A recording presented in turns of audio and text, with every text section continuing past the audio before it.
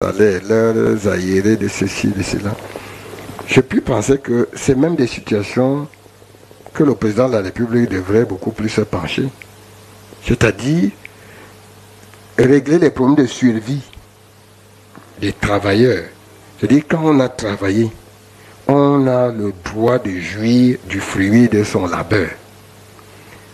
Aller au ministère devant le ministère des Finances, manifester, c'est une honte pour la République.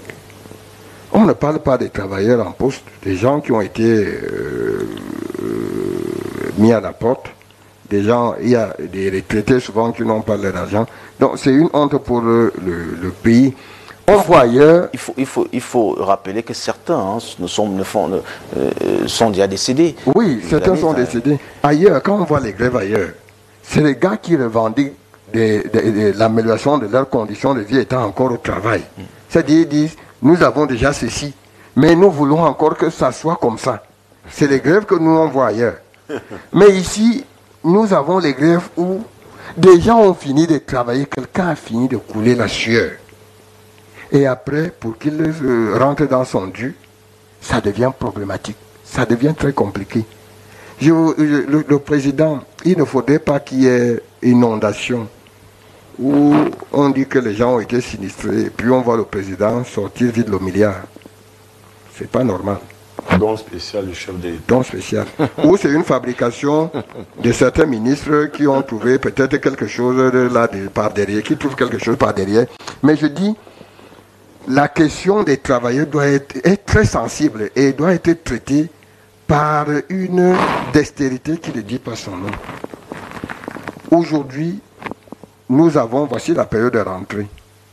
Et vous savez ce que c'est, la rentrée scolaire aujourd'hui au Cameroun. Où dans les écoles publiques, il y a une sorte de je m'en foutaise de la part, je veux le dire entre guillemets, de je m'en foutaise de la part des encadreurs parce que toutes les conditions ne sont pas réunies pour encadrer les élèves. Maintenant, les gens accourent au privé où c'est le résultat. Où il y a un suivi. Non, c'est le résultat qui compte. Pour que l'enseignant soit payé, il faut qu'il y ait le résultat. C'est ça, donc il y a une condition. Maintenant, comment faire donc pour inscrire son enfant au privé? Est-ce que c'est l'école publique, l'école privée primaire la moins chère va à 85 000 pour l'enfant du cours préparatoire? 85 000. Parce que je parcours les établissements pour essayer de voir les fourchettes utilisées dans différentes écoles. Et au privé, au secondaire, c'est autre chose. On va à plus de 100 000.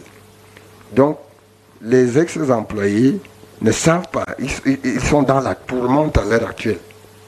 Comment vont-ils faire pour envoyer leur progéniture à l'école? Comment feront-ils pour subvenir aux besoins primaires de la maison? Donc, et depuis ils sont là et le président ne fait rien. Le président de la République ne fait rien parce qu'on n'a pas encore, s'il avait fait quelque chose, il ne serait plus au ministère des Finances. Même le ministre des Finances doit attirer l'attention du chef de l'État, puisque lui, il a la caisse d'argent. Lui, il a la caisse d'argent parce qu'il revendique l'argent. Et il peut faire le rappel au président de la République que moi, j'ai la caisse d'argent, mais il faudrait que vous me donnez le quitus de payer. Parce que là, je parlais ici sur ce plateau des priorités. C'est une priorité de payer ceux qui ont travaillé et qui réclament leur dû. C'est une priorité. Aujourd'hui, vous ne savez pas ce que nous perdons lorsque un compatriote vient à mourir. Vous ne savez pas ce que nous perdons dans tous les sens. Vous perdez un membre de la famille, il faut trouver des moyens pour l'enterrer, il faut trouver des moyens, s'il a laissé une progéniture, où il faut déjà prendre des dispositions. Si vous avez 10 000 pour vos enfants et que votre frère a laissé des enfants orphelins, il faut déjà voir dans 10 000 là, dans vos 10 000, comment enlever 1 000 francs et aller subvenir aux besoins des enfants de votre frère. Il faut voir tous ces paramètres là. Ça fait que on ne peut plus on ne peut plus être rentable comme il se doit. C'est à peu près comme on disait, vous me demandiez tout à l'heure comment va Leader Press. Vous allez trouver qu'une entreprise qui finit de prester et on consomme le travail fait. Mais pour payer, pour solder ça devient problématique. Ça devient problématique. Donc, ce qui se passe avec ces ex-employés, et toujours le chantier naval, il faudrait que, puisque c'est le président de la République qui est le sapeur-pompier attendu par tous, donc il faudrait donc qu'il frappe la main sur la table et pose un acte de magnanimité, un geste de magnanimité, comme il en a l'habitude, en débloquant spécialement les fonds de ces ex-employés autres pour qu'on ne les voit plus. Ça ne fait pas bonne image. Je dis ailleurs, on voit les gens avec des pancartes où eux ils sont déjà bien, mais ils revendiquent encore. Mais ici, vous avez fini de travailler. Mais maintenant, comment ça devient compliqué pour entrer dans pour avoir votre dû? On va aller n'est-ce pas, à la confé, mais avant, c'est le 109e anniversaire du décès de Douala Mangabel. On sait tous c'était un résistant. Qu'est-ce que vous retenez de lui comme leader? Douala Mangabel, dans l'histoire qui est racontée, notamment dans un livre sur les rues de Douala de Félix Mbedmbo, que j'aime bien, paru aux éditions Le Muntu. J'ai aimé dans sa trajectoire le point qu'il a voulu établir avec ses autres frères camerounais. Il ne faut pas oublier que Douala Mangabel a, je ne vais pas dire collaboré, a coexisté avec ses frères du sang de Yaoundé et du Noun. Il avait pour ami le sultan de Bamoun et le chef des Bénin des Zéron, ici où il venait le chef supérieur des Zéron des Bénin. Bénin. C'est l'opposé. Donc à l'époque, c'était déjà ce que vous appelez aujourd'hui vivre ensemble. Là. Donc les Camerounais connaissent ça depuis en fait. C'est ce que moi j'ai découvert dans son histoire. Mais ce que je regrette encore, c'est que on a l'impression que les Camerounais attendent que quelqu'un d'autre leur raconte leur histoire. Si vous parcourez les programmes, c'est à peine quelques maigres lignes. Pendant que l'histoire du reste du monde se charge dans les cas de nos enfants qui ont des sacs lourds. Allez de la CIL jusqu'en terminale. Que vous ayez un bon esprit sur Douala Mangabel, ça sera très compliqué. Moi, j'ai mon enfant qui est en 3e, à qui j'ai fait lire le livre que j'ai lu là. Moi, je me suis dit qu'il arrive en 3e sans avoir ça dans son histoire, c'est un problème. Mais ce qui m'a aussi gêné, c'est ce petit conflit qu'il y a eu à un moment donné. Vous vous rappelez le débat qu'il y a eu à Douala avec l'érection de la statue de Oumniobé à Douala, et les choses se sont opposées. Moi, j'ai encore mémoire la tribalisation de cette chose-là. Je crois qu'à un moment donné, il faudrait que les Camerounais finissent par comprendre que nous sommes tous frères. Nous n'avons pas 200 quoi et autres tribus comme les gens le disent là. Nous avons 3 grands groupes au Cameroun en fait. Les Soudanais, les Néo-Soudanais et les peuples de la forêt. Qui, presque tous sont liés, presque tous sont frères et amis. On vous dira que chez les Banganté, il y a un Bamoun qui était venu. Vous savez que quand Douala Mangabel venait, on dit qu'est-ce qui s'est passé? Il n'a rien laissé ici, il n'a rien créé ici. Quand on vous dit que chez les Étoniens, il y a un endroit qu'on appelle Mboura, alors que les Mboudas sont loin à l'ouest, vous pensez que les Camerounais avant ne se collaboraient pas, ne coexistaient pas? Je crois que c'est dans l'histoire de Douala Mangabel qu'on apprend que nous sommes un et ensemble en fait depuis. Avec chacun, avec des peuplades qui s'organisaient différemment, mais qui vivaient très bien ensemble. Donc moi, c'est la commémoration de cet anniversaire-là qui m'a plu aussi quand j'ai vu ça dans la revue de votre presse, et de dire voilà un article qui va faire œuvre utile. Je suis sûr que lorsqu'un parent va déposer au journal, au salon, ça va quand même attirer le regard d'un enfant qui va se dire tiens, voilà dans un article bien relaté et bien narré. Ce serait bien qu'on raconte l'histoire de nos figures à travers les places et les monuments. Hein. Moi, je ne sais pas pourquoi on appelle deuxième Carrefour Mambo, on peut appeler ça autrement. Ou Carrefour Sorcier. On peut appeler ça autrement. On a des places pour que ça parle aux gens, pour que les gens comprennent que vous n'allez pas venir inventer la roue.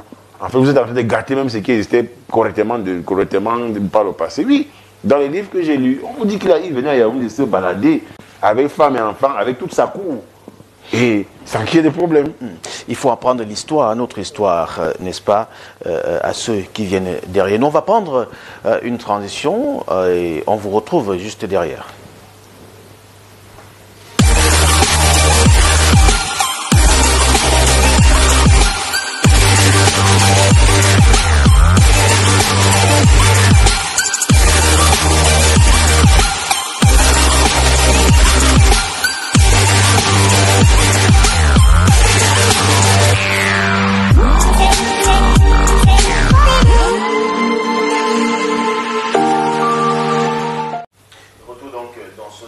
Pour prendre la dernière partie de cette émission en confé, voilà, il y a eu coup de force au Niger, la CEDEAO qui semble être en difficulté aujourd'hui alors que l'ultimatum de la CEDEAO pour le retour au pouvoir du président Mohamed Bazoum a expiré dimanche dernier. L'usage de la force par les militaires ouest-africains contre les putschistes est à prendre très au sérieux, mais du côté du Nigeria, n'est-ce pas, le Sénat a rejeté la demande d'envoi des troupes et a demandé au président Bola d'utiliser la voie diplomatique pour gérer le dossier du renversement du président nigérien. Voilà, se dirige-t-on vers une confrontation en Afrique de l'Ouest? Non, il n'y aura pas confrontation en Afrique de l'Ouest. Parce que les Africains prennent déjà leur destin en main. C'est ça qu'il faut comprendre.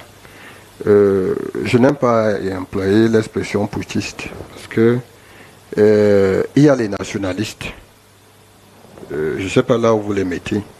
Et ce qui est mauvais, vous savez, sur Facebook j'ai lu un commentaire qui disait que les prières qui sont émises au Cameroun, les vœux se réalisent ailleurs.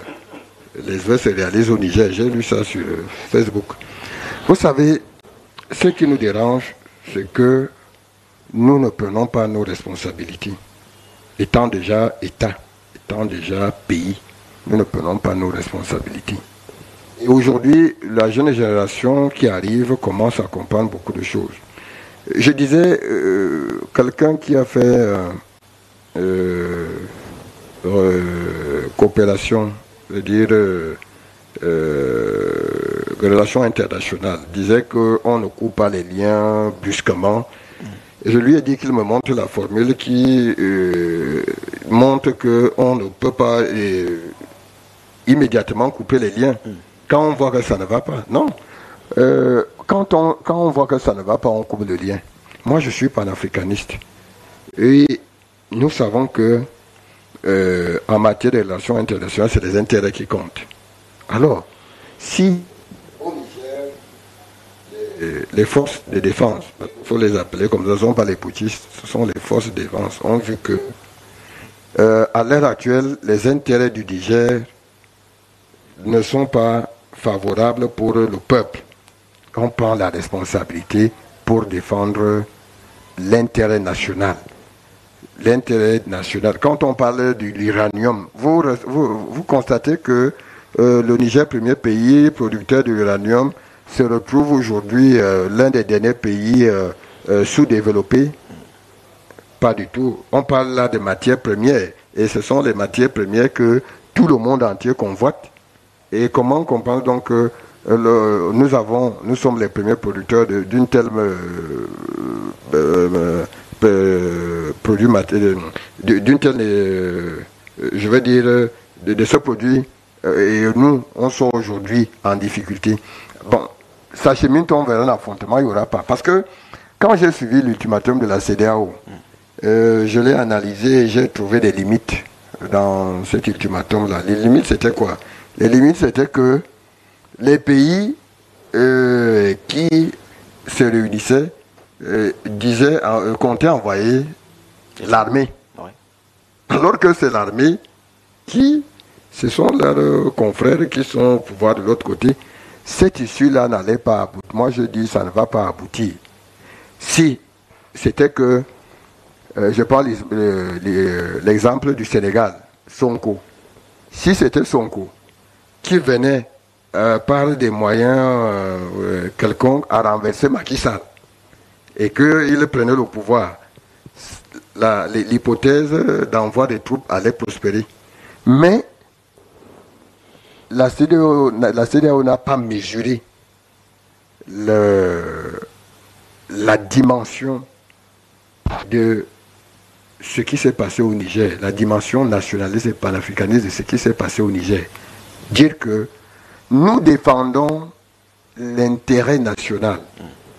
C'est un coup d'État, on dit que c'est anticonstitutionnel, mais nous n'allons pas passer du temps à faire la volonté des constitutions qui ne permettent pas, qui nous désavantagent. Parce qu'on va parler des constitutions. La plupart des constitutions que nous avons ne sont pas à l'avantage des peuples. Ne sont pas à l'avantage des peuples. Si vous prenez par exemple le cas du Cameroun, un exemple, les gens se sont réunis, un groupuscule de personnes appelées députés s'est réuni et a décidé que le mandat, on proroge le mandat. Est-ce que c'était l'avis de tout le peuple? Non. C'était pas l'avis de tout le peuple camerounais. Et puis, bon, ils ont fait ça, mais on dit le mandat est de 7 ans. Le peuple qui n'a donc pas la force pour... on dit qu'il représente le peuple, mais quand il faut modifier la constitution, il faut consulter le bas peuple. On commence à consulter le bas peuple et les élus du peuple en assemblée, à l'hémicycle, au Sénat et autres, la partent donc en rapportant les vœux des populations, que voilà ce que par rapport à cette réforme constitutionnelle, voici ce que le peuple, vous êtes des porte, on n'est pas porte-voix du peuple dès que on vous investit dans un parti politique, on vous investit, vous n'avez rien à voir avec la base, vous n'avez rien à voir avec la population, vous êtes investi par votre parti, et puis on dit il faut changer la constitution. Est-ce que c'est la volonté réelle du peuple? Pas du tout. Donc au Niger, la CEDEAO, l'ultimatum ne pourrait rien donner. Et il n'y aura rien contre le Niger. Parce que vous avez vu les désistements. Quand le Sénat s'oppose, le Sénat nigérien, parce que chaque pays doit penser sa politique. Et il y a ses populations. Chaque pays doit penser sa politique nationale. Maintenant, on reste ouvert. On n'est pas fermé au monde. On reste ouvert au monde. Quand Passy arrive dans ma maison, Passy dit que bon, comme je suis arrivé dans ta maison, là, j'ai trouvé qu'il y a un pot de fleurs là qui me captive. Bon, comment est-ce que je peux faire pour que j'ai un pot de fleurs similaire? Ou bien si toi tu me prêtes ça, est-ce que tu peux avoir? Moi, je peux te donner la... Tu vois un peu les échanges dans ce sens-là. C'est ça qu'il faut implémenter maintenant. Donc, les États aux ordres ont voulu essayer qu'ils ont été butés par rapport aux esprits nationalistes de l'heure qui disent que nous ne devons plus être sous tutelle. Cette colonisation doit s'arrêter, il faut le dire. Il n'y a pas une autre forme. Quand ça, ceux qui peuvent, ceux qui ont la force, ceux qui ont la capacité de rétablir l'ordre national, parce que l'ordre national, pas l'ordre constitutionnel frelaté. D'accord. La CEDEAO a toujours, n'est-ce pas, pris des résolutions pour suspendre certains pays. On a eu le Mali, le Burkina Faso, mais c'est vu, buté à maintes reprises. On peut s'attendre à quoi, véritablement, au Niger? Il faut s'attendre à ce que toute l'Afrique de l'Ouest est en train de vivre un passé. Vous avez eu le printemps arabe, vous n'êtes pas trop posé la question, vous vous êtes peut-être dit que le reste de l'Afrique va rester regarder ce printemps arabe comme ça, non. On assiste là à une redécolonisation de l'Afrique en phase 2. La phase 1, c'était dans les pays arabes. Mais là, on est en redécolonisation de l'Afrique. Cette phase 2 va toucher l'Afrique de l'Ouest. Qui avait déjà je veux dire quoi, cette vague de contestation en gestation là depuis. On voyait ça venir. Vous prenez les débuts des années 2000. Moi, j'ai eu le plaisir de rencontrer certains en 2011. J'ai rencontré Ousmane Sonko en 2011. Je crois que le président burkinabé était étudiant en 2011, lors du Forum social mondial à Dakar. Tout cela, ils avaient déjà une façon de penser qui était différente de ceux qui sont aux affaires en ce moment-ci. Donc, il faut qu'on comprenne que quand les cartes de la géopolitique sont boxées, les Katika se retrouvent en Afrique, ou alors ceux qui regardent les joueurs sont en Afrique, ils regardent comment le jeu se joue. L'Afrique sent en ce moment que les cartes sont en train d'être reboxées à cause de la guerre de l'Ukraine. Et du coup, les autres joueurs disent, ah ben tiens, s'il a telle main, s'il a 2 as, je pense que nous aussi, on peut jouer comme ça. Donc, comment voulez-vous que... Regardez toute cette bande qui procède, parce que vous appelez les putsch là. Ils ont un certain âge, ils ont une certaine éducation, ils ont un certain pédigré en termes de formation militaire. La plupart ont été formés où? En Russie. La plupart ont vécu sur le joug français. Le Niger est un pays très pauvre et très pauvre, avec une matière qui devait pourtant la rendre riche. Moi, je me suis arrêté une fois à Zender. Là-bas, quand vous lavez le visage avec votre bouteille d'eau que vous avez achetée, on peut vous lapider parce que vous gaspillez l'eau. Chez nous, on a l'habitude de prendre une bouteille, on se lave le visage avec. Non, c'est mal vu là-bas. Un pays comme ça qui a des problèmes d'eau dans une zone où on creuse l'uranium, c'est quand même criard. Je ne dis pas que je vais légitimer les coups de force, hein. Mais je dis qu'à un moment donné, il faudrait s'attendre que les gens vous disent non de la plus mauvaise des manières. Tout le reste de l'Afrique de l'Ouest n'est pas à l'abri, que ce soit la Côte d'Ivoire, le Togo, ils ne sont pas à l'abri. Ils ne sont pas à l'abri. Parce qu'à un moment donné, les gens veulent tous toucher les dividendes du développement. Et il paraît qu'au Niger, ça ne marchait pas. Bazoum était venu continuer et confirmer la cession de l'uranium nigérien, je crois, à hauteur de 2042, quelque chose comme ça, là, à la France. Mais à un moment donné, là, les gens se disent, tiens, pourquoi est-ce que nous sommes pauvres? Donc, moi, ma crainte, c'est comment on fait pour que par la suite, avec ces générations-ci, la réponse à on n'est pas d'accord ne soit automatiquement que le putsch. Le jeune Burkinabé, récemment, quand il a fait un discours qui a été applaudi en Russie, quand il est rentré chez lui, il a découvert que la France a retiré l'aide budgétaire qu'on lui accordait. C'est aussi que lorsque vous engagez une telle initiative, vous devez préparer le peuple qui vous suit, d'une certaine manière.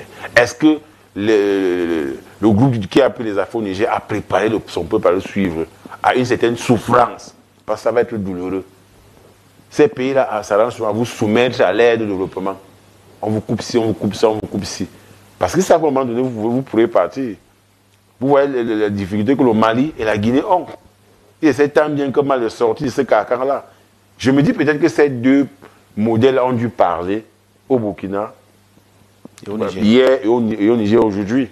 J'espère que Tiani qui prend les affaires est préparé et est en train de préparer son pays à encaisser quelque chose de fort. Même si ça va être des légers embargos.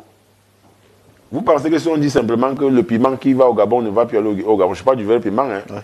Les camions ont pu traverser, vous pensez que ça ne sera rien? Ça ne sera pas rien. On crée une petite pénurie, on crée une petite mangue et on retourne les gens qui vous ont soutenu contre vous. C'est généralement comme ça que ça marche. Est-ce que les Nigériens auront des fruits de la croissance rapidement? Là, il faut leur dire non. Qu'ils auront une période difficile comme en Guinée avec Doumbouya, qui est en train de lire, comme on dit. Parce qu'il y a des vivres qui vous ont coupé, des ponts qui vous ont coupé, ça et là. Mais il faut quand même résister, puisque en réalité, si on veut un changement, ça ne doit pas se faire dans la fierté, c'est dans la douleur. C'est ça, c'est ce qu'il faut dire aux gens, que le changement n'est pas un coup de baguette magique. Il y a un temps, c'est comme la marche avec Canaan dans la Bible. Moïse avait dit, je vous amène à la terre promise.